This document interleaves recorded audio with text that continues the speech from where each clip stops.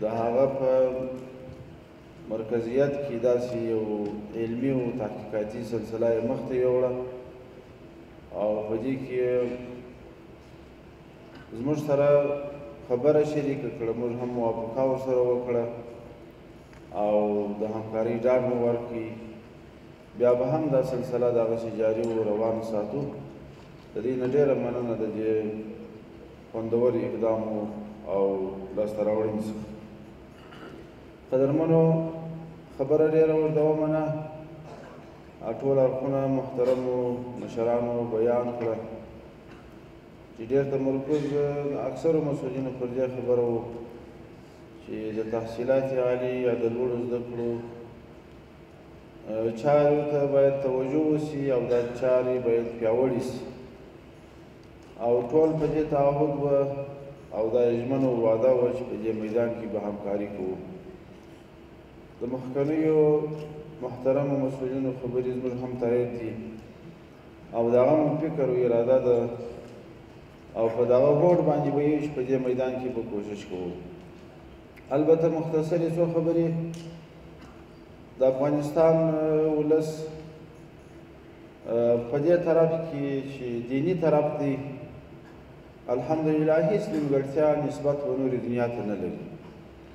یو خدا چې انسانیت دی، په انسانیت کې په مجموع کې کمزوري سته، الله تعالی جل جلاله د ټول ملامت یو او نسبت و نورې دنیا ته په دې میدان کې د افغانستان خلک په دیني اړخ کې د ټولې دنیا استادان دي. که د عباداتو اړخ دی، د اعمالو اړخ دی او علمي اړخ دی، جهادي اړخ دی، خپل د اسلامي فکر ساتنه ده او د خپل خاورې سره خپل ملت سره وفاداري ده، سرښندنه ده، استقلال دی. په دغه طرفونو کې افغانستان الحمدلله نیمګړتیا نه لري. د وخته وخته چې را روان دی افغانستان تر اوسه پورې الحمدلله چا مغلوب کړی نه دی تر خپلې عنعنې و کلتور و اسلامیت و عقیدې و فکر چا افغانستان نه دی تېر کړی. په دې میدان کې چا ته اړتیا نه لرو. خلک کولی شي چې زموږ نه دغه اسلامي نظام، اسلامي تګلاره، حریت و ازادي کاپي کړي، خپلو ممالکو ته حریت و ازادي ور وبخښي. البته په عصري ډګر کې به خامخا ستونزې وي، مشکلات به وي، نیمګړتیاوې به وي. په دې کې موږ تاسې مکلفیت لرو چې دغه اړخ هم راپوره کړو. واعدوا لهم ما استطعتم من قوه د دغه آیات کریمه په رڼا کې ټولې هغه چارې چې هغه د مسلمانانو د تقویې او د حریت او د استقلال او د خودکفایي سبب ګرځي، د هغو چارو تکمیل پر مسلمانانو فرض دي په فرض کفایي شکل باندې. نو دا مکلفیت مو په غاړه کې شته چې په عصري میدان کې هم ځانونه خودکفا کړو او پر خپلو پښو باندې ودرېږو، دا میدان پیاوړی کړو. او خاصتا بیا د علمي سلسله لکه څنګه چې رب جل جلاله خپل پیغمبر ته فرمایلی دي وقل ربي زدني علما. په ټول قرآن کې د یوه شي د زیادت امر نه دی سوی. پیغمبر ته دا ویل سوي دي چې د الله څخه دا وغواړه چې علم را ډېر کړه. نو د علم د زیادت او د ترقۍ او د پرمختیا کوشش مو مکلفیت دی، دې ته به متوجه کېږو. نو نن چې کوم کنفرانس جوړ دی د دې مطلب او هدف هم دا شی دی چې د تحصیلات عالي او کوم جریان دی په دغه جریان کې موږ تاسې مخته لاړ شو، ترقي وکړو او کوشش دا وشي شاید کې ایجاد د علومو ولرو، د دنیا سره ځانونه سیال کړو، په دنیا پسې ځانونه ورسوو. په دې میدان کې چې کومه نیمګړتیا لرو هغه نیمګړتیا مو هم راپوره سي. په دغه مقصد او هدف باندې همدا سلسله روانه ده او په دغه مقصد او هدف باندې به دا سلسله جریان پیدا کړي. نو قدرمنو اساتذه کرامو په دې کې بیا دوه طرفه دي. یو مسؤل مقام دی، اداره ده، نظام دی، وزارت دی، امارت دی. یو عملی اساتذه کرام دي. د مسؤل مقام چې کوم مکلفیت دی چې د اسبابو آمادګي ده زمینه سازي ده په دې کې موږ مکلفیت لرو چې موږ به ستاسې ستونزو ته ستاسې مشکلاتو ته رسیدګي کوو تاسې ته دا زمینه برابروو چې تاسې په دغه سلسله کې مخته لاړ شئ هغه څو اړخه لري که د استادانو اقتصادي مشکلات وي که د استادانو د امن مسله وي که د استادانو د احترام او د عزت مسله وي که د استادانو اطمینان وي چې ښه په ډاډمنه فضا کې په امن په خوشحاله زړه باندې د خپلو چارو ته دوام ورکړي دا هم د وزارت مسؤلیت دی هم د پوهنتونونو د رئیسانو صاحبانو مسؤلیت دی اکثر د امارتي پوهنتونونو مسؤلین دلته حاضر دي او خپله د وزارت مقام رئیس صاحبانو او معین صاحب دا مسؤلین دلته حاضر دي د ټولو استادانو په مخ کې مې دا ورته وینا ده دا مې ورته هدایت دی چې د استادانو مبارکانو دغه طرف چې د دې احترام دی د دې د ستونزو حل دی دې ته ډاډمنه فضا برابرول دي دا مو مکلفیت دی دا چارې په ښه شکل باندې سرته ورسوي او کم طرف چې د محترمو استادانو تړلی دی هغه دا دی چې په دغه تحصیلات عالیو کې که موږ هر څومره ښه بنا جوړه کړو هر څومره ښه ماحول برابر کړو هر څومره نظام او اداره سره جوړه کړو دغه ښه بنا چې ده دا هلته ښه بنا بله کېږي چې په ښه بنا کې ښه استاد وجود ولري نو ستاسې وجود ستاسې مصروفیت و ستاسې خواري و ستاسې تکلیف کښل دا بیا د وزارت و د نظام و د پوهنتون دې حیثیت ته رسوي چې سړی دا پوهنتون ته پوهنتون ووایي په دغه علمي اړخ کې تاسې محترم اساتذه اوس مو هم اخلاص کړی دی بیا هم اخلاص وکړي بیا هم اخلاص وکړي چې هم په ظاهري شکل پوهنتون سي او هم په علمي و معنوي شکل باندې پوهنتون سي موږ به خپل مکلفیت ته متوجه سو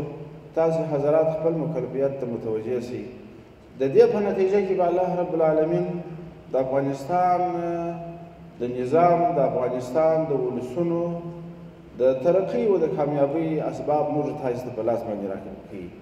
نو دغه مو هوډ دی په دغه هوډ باندې به سره روان خو په روان جریان کې بعضو مسؤلینو بعضو ملګرو که څه خبره کړې سخته خبره درته سوې په دا مجلس کې ډېرو محترمو اساتذه کرامو هدف او مقصد د ټولو مسؤلینو دا نه دی الله دې نه کړي چې یا د یو استاذ دلته خدای نه کرده اذیت وشي یا تکلیف ورته ورسېږي د هر مسؤل سره یو درد ورسره دی خو زه یو شی وایم چې زموږ دغه استادان اوس هم د ډېرې ستاینې او د ډېر آفرین مستحق دي هغه په دې وجه باندې چې 20 کاله جریان کې 20 کاله نه 40 کاله جریان کې دغه استادان په داسې یو فضا کې پاتې شوي دي چې هر ورځ بمبار دی هر ورځ تکلیف دی هر ورځ شهادت دی هر ورځ د افغانانو بې عزتي ده چې په دغه جریان کې استادانو بیا هم دا نظام څه ناڅه روان ساتلی دی خپله حوصله یې د لاسه نه ده ورکړې دا د دې استادانو یو غټ قهرماني ده یو غټ کار دی چې کړی دی هغه تېره ملامتیا زه خو استادانو ته نه راجع کوم دلته داسې خلک حاکمان تېر شوي دي چې د ټول حاکمیت غرض و مقصد یې دا و چې د پردیو ګټې خوندي کړي نه د افغانستان د ملت په کیسه کې وه نه د افغانستان د بچیانو غم ورسره و نه د خاورې د ساتنې غم ورسره و د پردیو ګټو ته ژمن وه چې داسې سړی دې پر سر باندې حاکم وي چې هغه ستا مقاصد نه بولي د پردیو مقاصد ورته مهم نو د دغه سړي په حاکمیت کې به ته څنګه فعالیت وکړې څنګه به خدمت وکړې خامخا به د صحت په اړه کې مشکل لرې د زراعت په اړه کې به هم لرې د اقتصاد په اړه کې به هم لرې په اصلي لامل و علت